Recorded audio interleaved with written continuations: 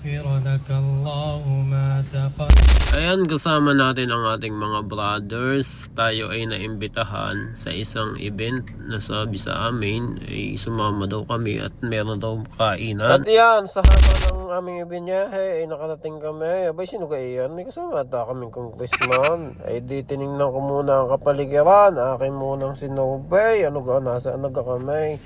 Ayan, at nasa gitna pala kami ng ibabaw ng kabundukan, napapaligiran ng madaming ilaw, ay overviewing pala ay kagandang tingnan. Nasa ibabaw na kami ng kabundukan, ay di inipon muna kami ng aming pinuno din at kami daw ay magsiselfie muna at sabay daw kaming aakyat.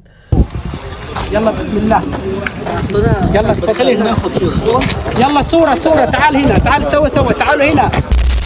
Ay tinawag ulit kami ng aming leader at isa na pa ng picture. Aba, ikadaming copy picture. Hindi na nagsawa. Gutom na ako di ayan. Pumicture na ng pumicture bago kami umakyat.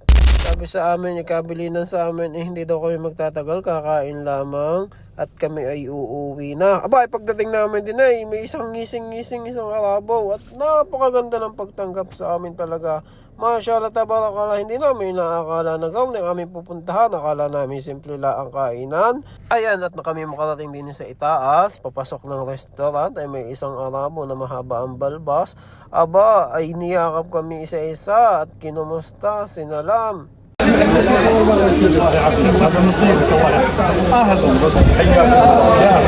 هذا اخونا جميل اسمه ما شاء الله حياكم الله اهلا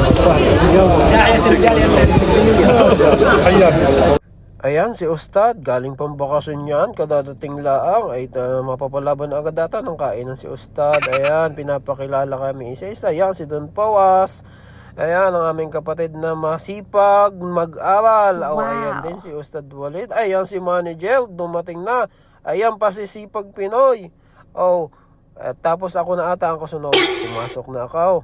At tinignan ko, pag-akit namin din sa itaas yan, daming motor. Ay, kagaganda, mamahalay. Yung pala ay meron din ng grupo ng mga riders na Arabo na kasama sa event na aray. Yun, at na makatapos na kaming salubungin ng mga Arabo, ay sumunod daw kami doon at inabot na kami ng sala. Magsasala daw muna kami.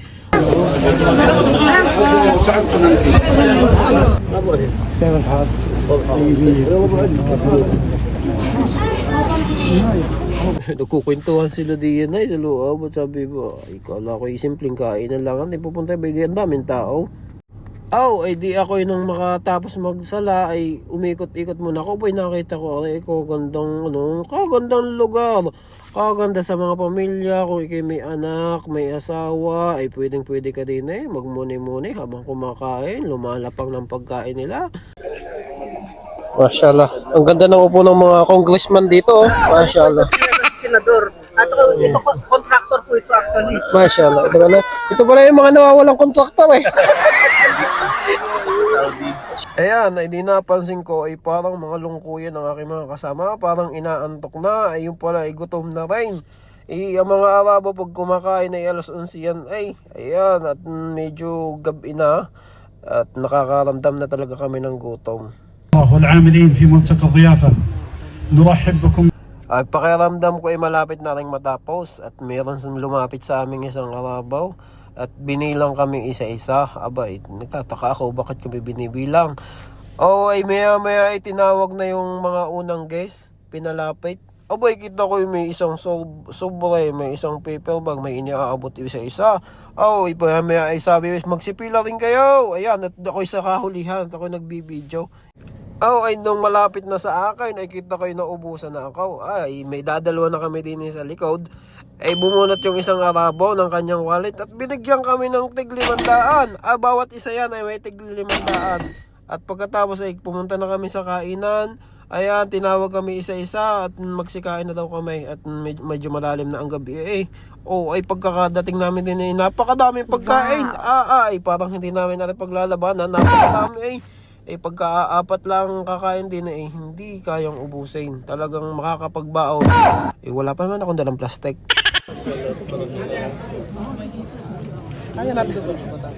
Kaya natin tibagin Hindi, gusto ko kasama si Don. Oy, ay kagaganda ng ngiti ng aking kasama. Ay may tigli-500 na, ay busog pa. Ay talagang napakadami ng pagkain din eh. Hindi namin kayang ubusin, kaya ibinaon ng mga kasama ko ang mga ibang natira. At yan nga pala ay tupa, kung tawagin dito sa Arab ay mandi na pagkain.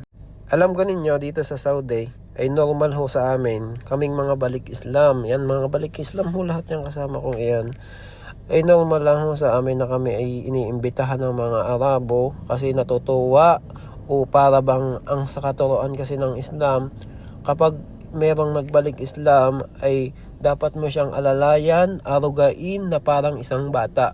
Ano ba ang gusto ng isang bata? Yung siya ay binibigyan, inaalaga at inuunawa, pinapakain. Kaya ho ganyan yung mga Arabo sa amin. At simula ho din nung ako yung nagbalik Islam, yung iniisip kong mali sa mga Arabo na masasama ang ugali, hindi pala ho gayon. Talagang hindi ko lang pala sila nauunawaan.